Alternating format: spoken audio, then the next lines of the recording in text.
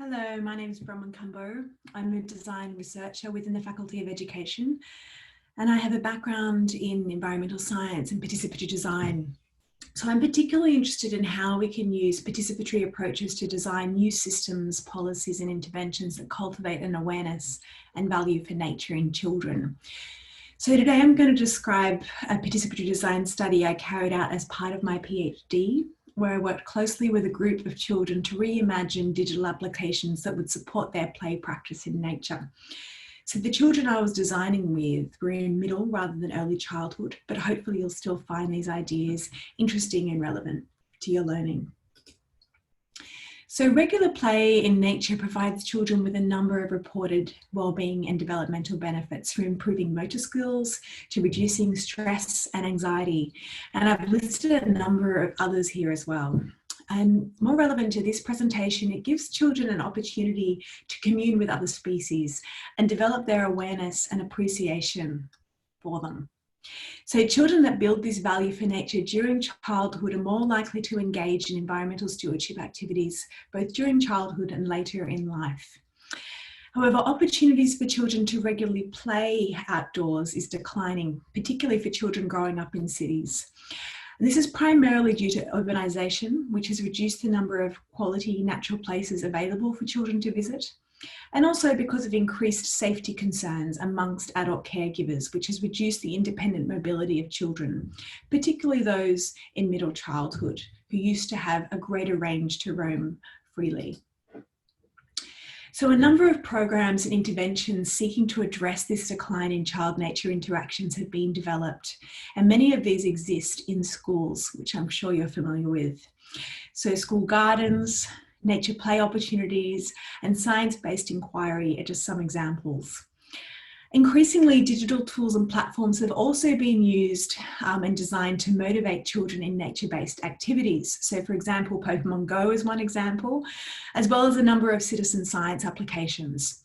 So this is in part because digital tools are a ubiquitous component of the lives of many children today and have shown to be an effective tool of engagement.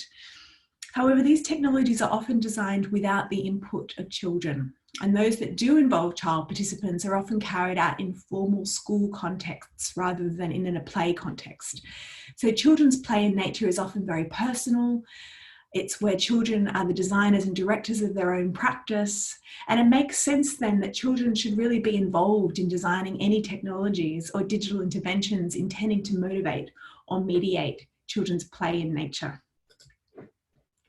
So in my study, I was interested to explore the question, what are the digital applications that children envision would be supportive of or relevant to their nature play practice? So I wanted to work with children who were nature play experts, in a sense, to understand their perspective of their play and how they would incorporate digital applications into their established practice. So the research approach I adopted is called participatory design. And this is a socio-ethical design approach that aims to give future users of technology a voice in the design process. So activities are situated in the context of use to generate a holistic understanding of what is going on now and how a potential intervention could address a design problem or opportunity.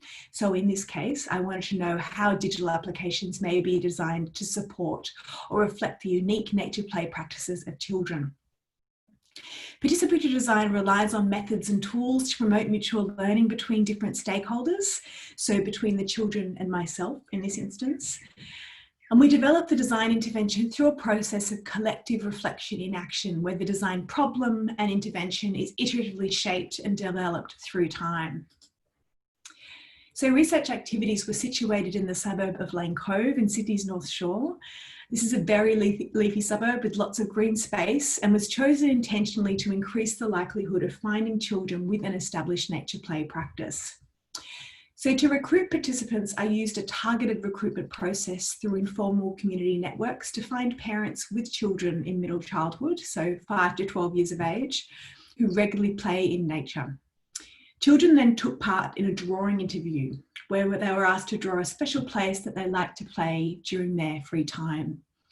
So within the field of environmental psychology, it's well established that children in middle childhood often find or create special places to play that are removed or hidden from their adult caregivers. And these places reflect the play context that children are exposed to. So out of the children who participated in my study, those who drew an outdoor place in nature were recruited to activities. And this special place became the context where research was situated. So 9 children were recruited to this process, and research was situated in each of the nature play contexts they nominated. So these included areas within a local park, a reserve, or their backyard.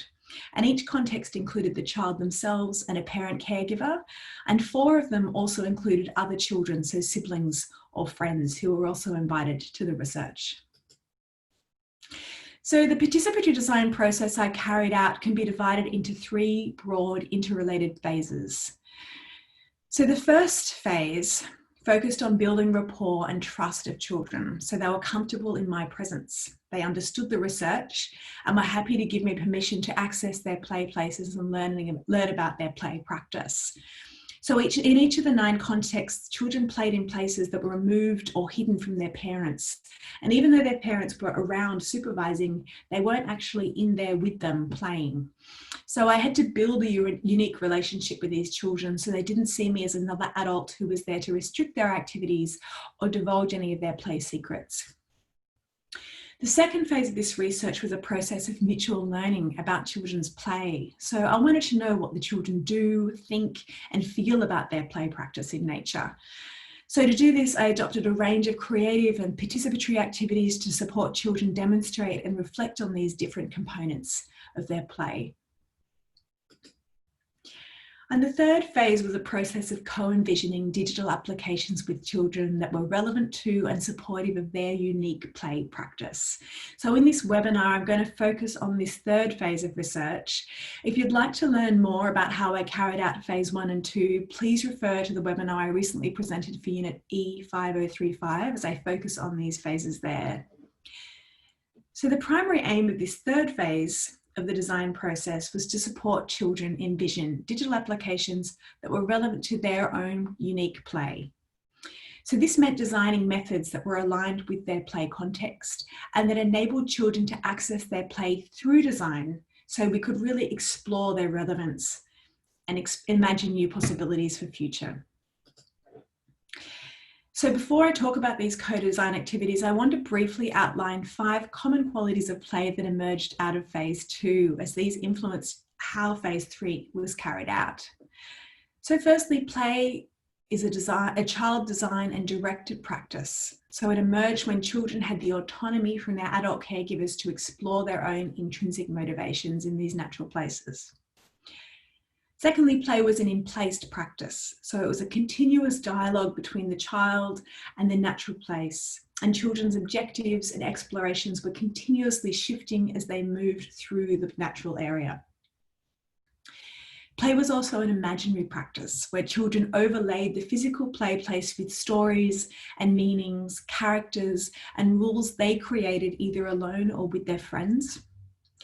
It was also a surprisingly rhythmic practice, and by that I mean children were continuously shifting from an immersive play state where they were very much absorbed in their play worlds to a more reflexive state where they were considering new characters, developing future possibilities, or considering what has happened in future or in the past. Finally, children associated their play with a range of emotions, including freedom, happiness, excitement, wonderment, and care. So all these children expressed a deep sense of care for their natural place. So these features of play directly influenced how I approached the design of co-envisioning activities, and I'm going to discuss 3 questions that emerged through this. Firstly, it raised questions around the design objective and who gets to decide what that objective is.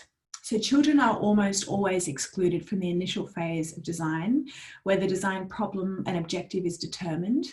So this phase of design is critical as it sets the scope and direction for the rest of the process.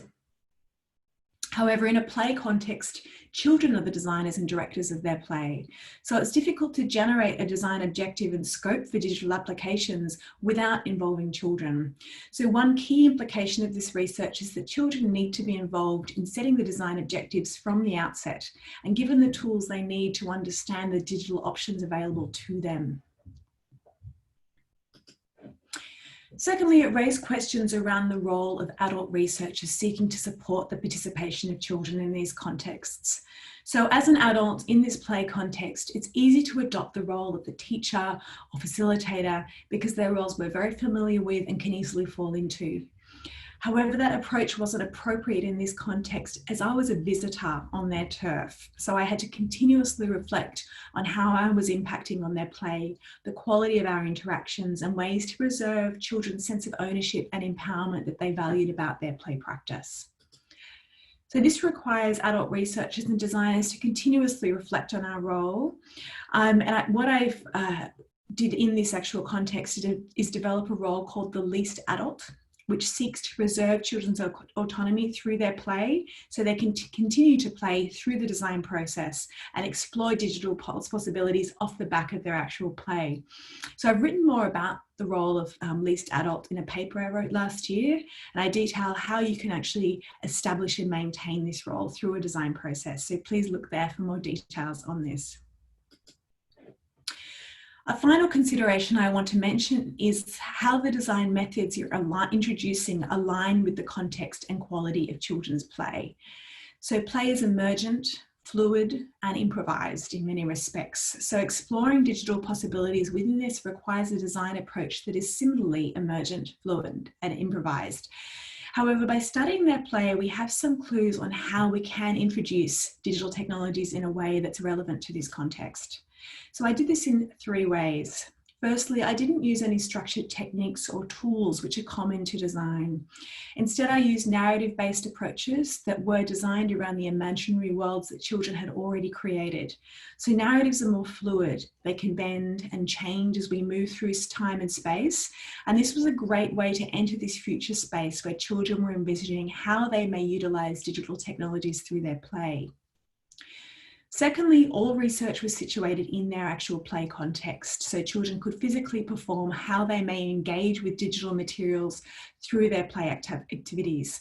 So I didn't introduce design materials. Instead, I'm maintaining the idea of the imaginary. Children use the play place as the design materials, as they did in their play, so that they would pick up a stick or a rock to represent a piece of technology and engage with this in a way that worked with their established play practice. Thirdly, instead of running a design activity with children in their play throughout the whole play practice, design occurred in moments through their play. So this was fluid and rhythmic. So for example, children would be immersed in their play, so they were in that immersive play state. And then on occasion, they may indicate a time they may want to use a digital tool, and they would briefly discuss with them how this tool was relevant to their practice, and we would envision future possibilities from there. So we were using this rhythmic quality of play, so that reflexive and immersive play state to really determine when we could think about the future versus the present. So here I'm going to briefly describe a 2-part co-envisioning activity that I carried out with children that incorporated these basic principles. So in part 1, children were introduced to 4 basic digital functions, so they understood the digital options available to them. So these 4 applications were communication, recording, learning, and mapping. And they were kept intentionally simple and abstract so children could easily interpret them and incorporate them into their own play as they saw fit. So children were introduced to these 4 functions using prompt cards shown here, and I invited them to think about when they engage in these different types of activities in their everyday lives. So for example, children were asked to reflect on when they communicate during a normal day, who they're communicating with, the different types of communication they may engage with, and the various tools they may use to support this communication. And this really let the discussion flow and got their ideas going. During the second part, children were engaged in co-envisioning, where they explored how they may appropriate these digital functions through their play. So this process relied on the imaginary components of children's play worlds. So children were invited to imagine their play place was covered in an invisible magical layer, and they could access any of these 4 functions at any time in their play by performing the function in some way. So by picking up a tool to access the layer, or touch some part of the place like a tree branch, or saying a secret word, and this would activate one or more of the 4 functions. So my intention here was that children would imagine how they would embody these digital applications through their play practice, which would enable them to reflect on what works and what doesn't, what's disruptive and what's supportive. So children then engage in their usual play, and at the moments they wanted to access the layer, we would briefly talk about what function they wanted and how it related to their play before children would continue on their play again. So this took a few iterations, but eventually the children and I were able to incorporate this co-envisioning into their imaginary play practice. So children would explore and critique digital applications whilst engaging in their imaginary play worlds. So through this process, children identified 5 digital applications that they thought would support their play practice. So firstly, they wanted to be able to record and communicate about special places of importance to them and why they were important to them. For example, many children have a special tree or micro places that they knew well and wanted to share with other children. Secondly, children wanted to use the function as a way to negotiate territory with adult caregivers. Many parents and children negotiated play boundaries at the beginning of every play session. However, here children saw an opportunity to share these negotiations with other parents who were concerned about letting their children play freely. As 10-year-old Will has said, some parents don't let their kids come down here, but we all come here. Maybe if they knew it was safe, they would let them. Thirdly, they wanted to use these tools to learn about the biology, culture and history of the place, and thought it could be a fun way to find out unique details about the place. For example, Henrietta wanted her favourite tea to share its history with her. Fourthly, children wanted to use the tool to crowdsource a diversity of play places in their urban neighbourhood. So this was particularly the case for children who engaged in quite elaborate imaginary play, who were often looking for places with specific features, as we can see here from this quote from 11-year-old Mark. Finally, children wanted to use the tool to learn about the play activities other kids get up to in certain places. So for example, sharing how to make a leaf boat or different practices children had developed to protect their own place. So for example, Mark said, if you just look here, you wouldn't see all the things to do. There are so many fun things like relaxing in the grass forest or climbing the tree or playing the tap. I could show them what to do with this tool. So through this seminar, I wanted to give you an insight into participatory design processes situated in nature play contexts of children. And these child nature play experts that participated in the study provided a series of applications that were possible that really they thought were relevant to their own play practice. So here, just to conclude, I want to talk about 3 considerations about this research. So one is the potential impact of these types of designs on children's play worlds. So as an adult researcher, I was entering their play worlds and obviously transforming them in many ways. So that's an important consideration. The second one here is these applications that children have generated are reflexive of their own culture and the place they're from. So research was situated in one small neighbourhood in Sydney, and if you applied these activities to another neighbourhood, you might generate some alternative types of ideas and play practices. Thirdly, if you are to actually go ahead and make these digital applications and transform them into tools themselves, there are ethical concerns around mitigating the capturing of child-specific data. So that's an important consideration, particularly if you're an interaction designer and moving into that field. So here are some of the references that I've put together and mentioned in this talk. I'm going to finish there. Thank you for listening, and I really hope you enjoyed the presentation.